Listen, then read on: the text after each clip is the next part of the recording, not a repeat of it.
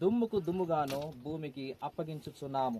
సమస్తమును తనకు లోపర్చుకొన జాలిన శక్తిని బట్టి మా దీన శరీరమును తన మహిమగల శరీరమునకు సమరూపము గల దానిగా మార్చువాడమైన మా ప్రభువైన యేసుక్రీస్తు ద్వారా నిన్ను వేడుకొనుచున్నాము. Amen. Hello everybody, welcome back to my channel. మీరందరూ బాగున్నారని ఆశిస్తున్నాను. సో రీసెంట్గా ఎలిజా వాళ్ళ గ్రాండ్ మదర్ వాళ్ళ సిస్టర్ అరౌండ్ 75 years ఏజ్ ఉంటుంది. సో కొంచెం హెల్త్ ఇష్యూస్ వల్ల వాళ్ళైతే చనిపోయారు. సో ఆ ఫ్యూనరల్ని అటెండ్ అవడానికి మేమైతే హైదరాబాద్ నుంచి మా హోమ్ టౌన్ అయిన వరంగల్ నుంచి మహబాద్ రీచ్, అక్కడి నుంచి అగైన్ ఒక 30 kilometers దూరంలో ఒక విలేజ్కి వెళ్తున్నాం. సో అరౌండ్ టైం ఆఫ్టర్నూన్ 12:30 అవుతుంది. సన్ మాత్రం బీభత్సంగా ఎండ కొట్టేస్తుంది. అండ్ సో గైస్, వెళ్ళటం మాత్రం కొంచెం ఎండలు తిరిగితే మాత్రం కొంచెం జాగ్రత్తగా తిరగండి. సో ఎలిజా అయితే తన చిన్నప్పటి జ్ఞాపకాలను తెచ్చుకుంది. ఎందుకంటే ఇక్కడే తను ఈ విలేజ్లోనే తను కొంచెం స్టడీ కానీ తిరగడం వల్ల గ్రాండ్ పేరెంట్స్ విలేజ్లో ఎదిగింది. సో ప్రజెంట్ మీరు చూస్తున్న ఈ బిల్డింగ్స్ ఉన్నాయా, వీటిని ఒకప్పుడు గడులు అనేవాళ్ళంట. లైక్ దొరల గడులు, లైక్ దొరలు ఉంటారు కదా, సో వాళ్ళు ఉండే ఇల్లుని అప్పట్లో, సో అప్పర్ క్యాస్ట్ వాళ్ళు ఉండే ఇల్లుని ఇలా దొరలు అని చెప్పేవాళ్ళంట. సో ఆ ఇంట్లో అప్పుడు వెళ్ళాలంటే భయపడేవాళ్ళంట ఆ విలేజ్ ఎవరైనా సరే అని ఎలిజా చెప్తుంది. సో ఆ విధంగా మొత్తానికైతే వాళ్ళ విలేజ్కి ఒక 2 kilometers వాకింగ్ చేసుకుని లోపలికి వచ్చేసాం. అందరూ షాక్ అయ్యారు, ఇంత తండ్రి ఇలా నడుచుకుంటూ వచ్చేసారని. బట్ ఎలిజా పక్కన ఉండేసరికి ఇద్దరు మాట్లాడుకునేసరికి టైం అంత ఎటపడలేదు, వచ్చేసాం.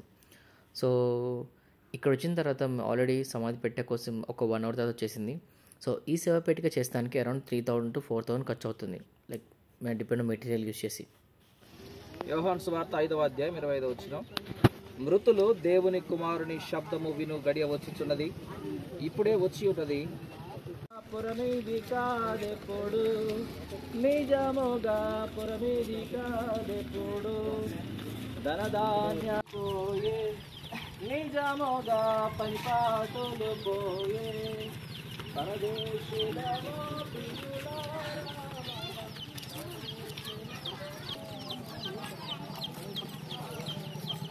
సో అలా చనిపోయే వ్యక్తి ఉన్నారో వాళ్ళకి స్నానం చేపించి కొత్త బట్టలు వేసి ఆ సమాధి ఉంది శివపేటికలో పెట్టిన తర్వాత కొంచెం పర్ఫ్యూమ్ అలాగే కొన్ని ఫ్లవర్స్ వేసి నియర్ బై చర్చ్ ఎక్కడ ఉంటుందో ఆ చర్చికి తీసుకెళ్తారు.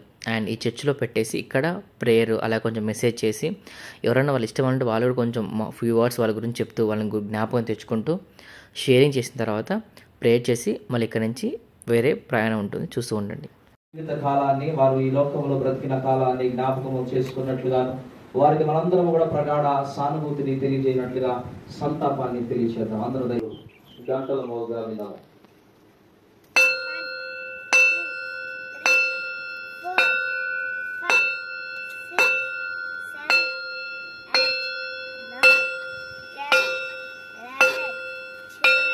అలా చర్చిలో కొంచెం ప్రేయర్ అయిపోయిన తర్వాత వినర గంటలు.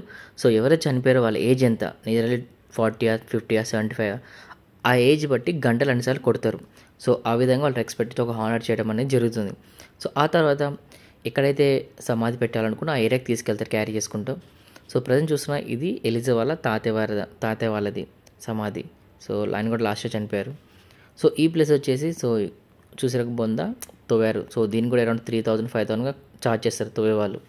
సో ఇక్కడ కూడా తీసుకొచ్చిన తర్వాత ఇక్కడ కూడా కొంచెం పెట్టేసి ఇక్కడ ఒక చిన్న ప్రేయర్ మెసేజ్ మళ్ళీ ఇక్కడ చేసిన తర్వాత శవపేటిక అనేది చిన్నగా నెమ్మదిగా ఒక రోప్స్ ఉంటే రోప్ సహాయంతో, లేదంటే ఒక స్ట్రాంగ్ 2-3 ఉంటే వాళ్ళ కిందకి దిగేసి ఆ శవపేటికని లోపల అరేంజ్ చేస్తారు, అక్కడ పెట్టేస్తారు.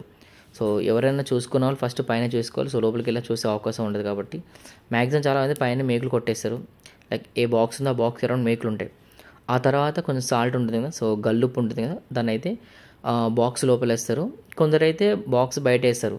సో మ్యాక్సిమం బయట వేసాం బెటర్, ఎందుకంటే కొన్నిసార్లు చాలామంది ఎక్కువ వేయడం వల్ల మ్యాక్సిమం సాల్ట్ కొంచెం వేసి మిగతా రిమైనింగ్ సాల్ట్ బయట వేయడం బెటర్ అని అనుకుంటున్నాను నేను. మీరేమంటారు? దుమ్ముకు దుమ్ముగాను భూమికి అప్పగించుచున్నాము. సమస్తమును తనకు లోపర్చుకొన జాలిన శక్తిని బట్టి మా దీన శరీరమును తన మహిమగల శరీరమునకు సమరూపము గల దానిగా మార్చువాడమైన మా ప్రభువైన యేసుక్రీస్తు ద్వారా నిన్ను వేడుకొనుచున్నాము. ఆమేన్. గొర్రెల గొప్ప కాపరి అయిన యేసు అను మన ప్రభువును నిత్యమైన నిబంధన సంబంధమగు రక్తమును బట్టి మృతుల్లో నుండి లేపిన సమాధానకర్తయగు దేవుడు యేసుక్రీస్తు ద్వారా తన దృష్టికి అనుకూలమైన దానిని మీలో జరిగించుచు ప్రతి మంచి విషయంలోనూ తన చిత్త ప్రకారము చేయుటకు మిమ్మను సిద్ధపరచునుగాక. యేసుక్రీస్తుకు యుగయుగములో మహిమ కలుగునుగాక. గుండె చెదరిన వారిని బాగు చేయువాడని, గుండె చెదరిన వారిని బాగు చేయువాడని, వారి గాయములన్నీయో కాటుచున్నవాడని, దేవునికి స్తోత్రము గానము చేయుటయే మంచిది. మనమందరము స్తుతి గానము చేయుటయే మంచిది.